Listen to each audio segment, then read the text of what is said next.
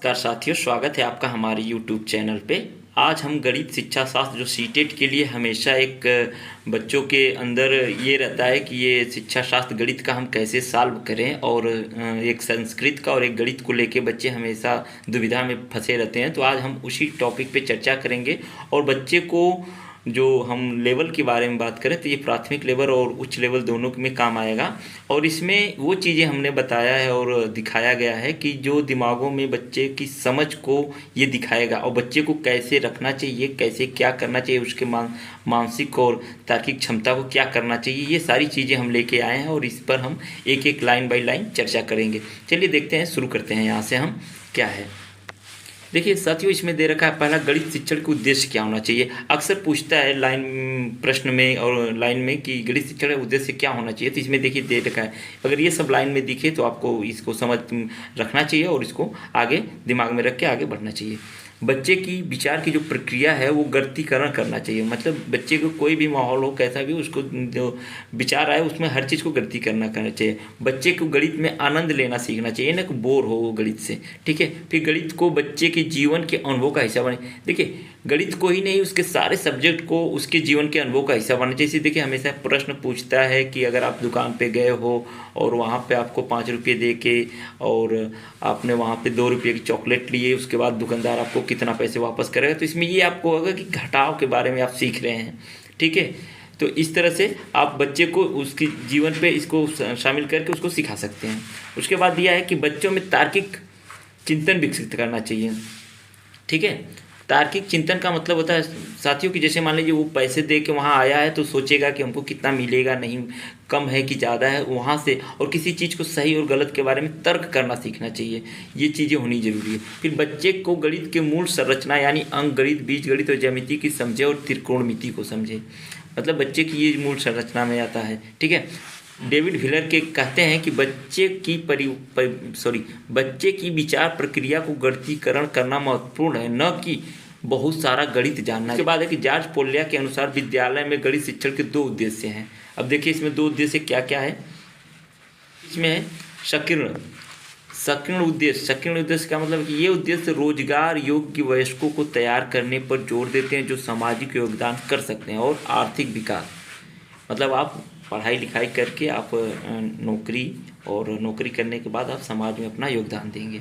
फिर है वह संख्यात्मक संक्रियाओं से संबंधित जैसे माप, अंश, प्रतिशत आदि।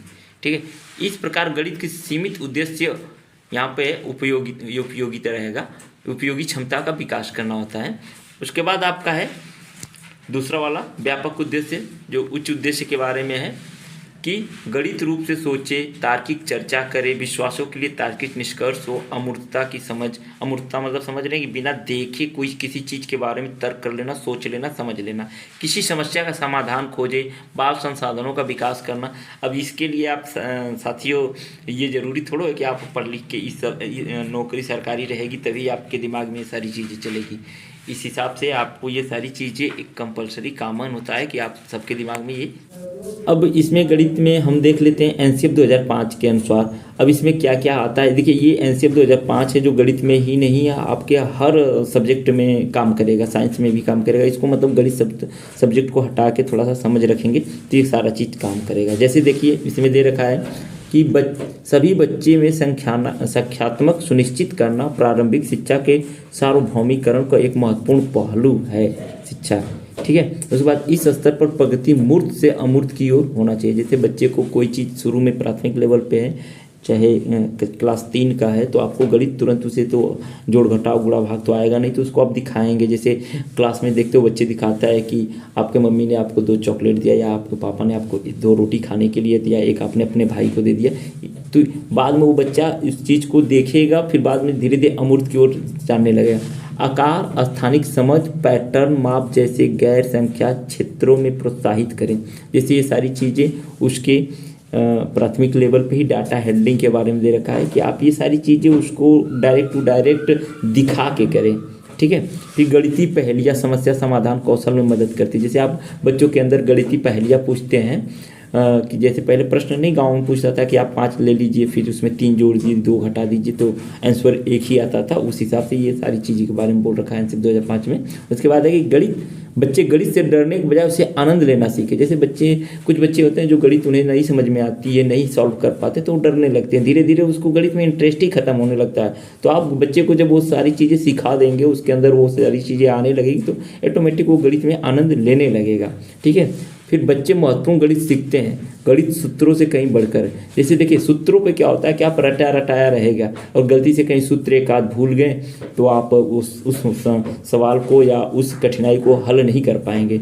इसलिए अगर आप तरीके से सीख गए हैं और अगर आपको फार्मूला के अलावा भी कुछ शार्ट ट्रिक जानने लगे हैं, तो आपको जरूर नहीं फार्मूला रहे तभी उसको हल कर लेंगे। तो इस चीज़ को याद दिया कि बच्चे को महत्वपूर्ण गणित सीखिए, मतलब सीखने के लिए प्रोत्साहित करिए, यह न कि सूत्रों को रटवा के हल करवाना सिखाइए। फिर है, बच्चे गणित को ऐसी चीज़ें के रूप में देखते हैं जिसके बारे में बात की जा सकती है, जिससे संवाद किया जा सकता है, आपस में चर्चा करें, साथ मिलकर काम करें। ये देखिए गणित को ही नहीं, ये सारे सब्जेक्ट के लिए एनसीईआरटी 2005 के बारे में बोल रखा है कि गणित ऐसी चीज़ के रूप में देखते हैं जिसके बारे में बात की जा सकती है, जिससे संवाद किया जा सकता है, आपस में चर्चा करें, साथ मिलकर काम करें। ठीक है। उसके बाद है हमारा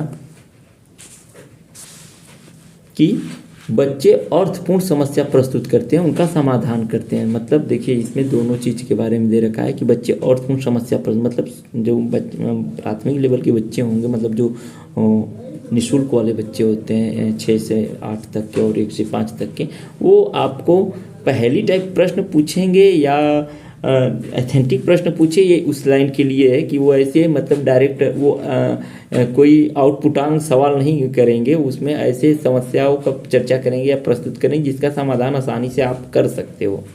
फिर देखिए आगे बच्चे रिश्ते को देखने, संरचनाओं को देखने, तर्क करने के अमूर्तन का उपयोग करते हैं। जैसे देखिए ये यहाँ पे है रीजनिंग के बारे में दे रखा है कि रीजनिंग में अगर किसी चीज़ को हम लोग सोच रखते हैं, कहाँ से किसका रिलेशन क्या है, तर्क करने के बाद उसके बारे में दे रखा है। फिर बच्चे गणित की मूल संरचना, अंक गणित, बीजगणित, ज्यामिति को समझते हैं और त्रिकोणमिति, स्कूली गणित के मूल विषय क्षेत्र सभी एक पद्धति प्रदान करते हैं रुकावट संरचना और सामान्यीकरण के लिए। देखिए यहाँ पे ये चीज़ें जूनियर के लिए, ठीक है, 6 to 8 के लिए।